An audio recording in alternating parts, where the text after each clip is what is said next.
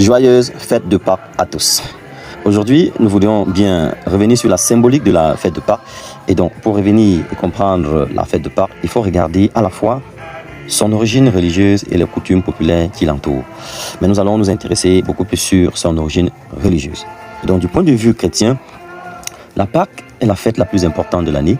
Elle commémore la résurrection de Jésus-Christ après sa crucifixion et sa mort sur la croix.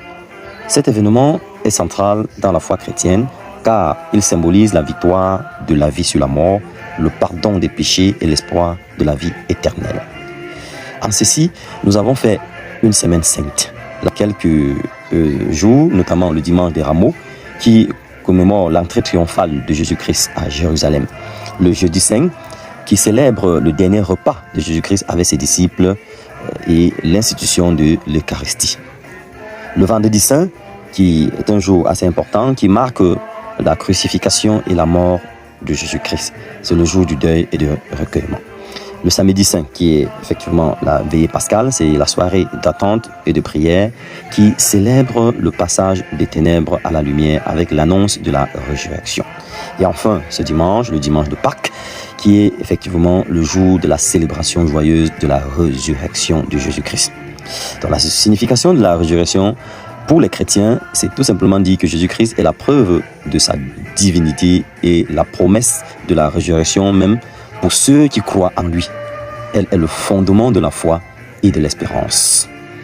Maintenant, revenons sur l'alimentation pendant la fête de Pâques. Il est tout à fait possible de profiter des festivités tout en prenant soin de sa santé. Voici quelques conseils pour une alimentation saine et pour garder la forme ce jour de Pâques. La première chose à faire, c'est de ne pas sauter le repas, c'est-à-dire de prévoir toujours le petit déjeuner, le déjeuner et le dîner. Donc cela pourrait vous inciter à manger vraiment correctement sans faire des excès. Optez pour les repas légers et nutritifs. La deuxième chose à faire aussi, c'est d'être attentif aux portions que vous consommez. Donc lors des repas de Pâques, essayez de vous servir des portions, j'allais dire, raisonnables. Utilisez une assiette plus petite si cela peut vous aider à contrôler les quantités. Troisième chose aussi, c'est de dire qu'il faut privilégier la variété. S'il y a un buffet ou plusieurs plats, goûtez à tout avec modération plutôt que de vous concentrer sur un seul type d'aliment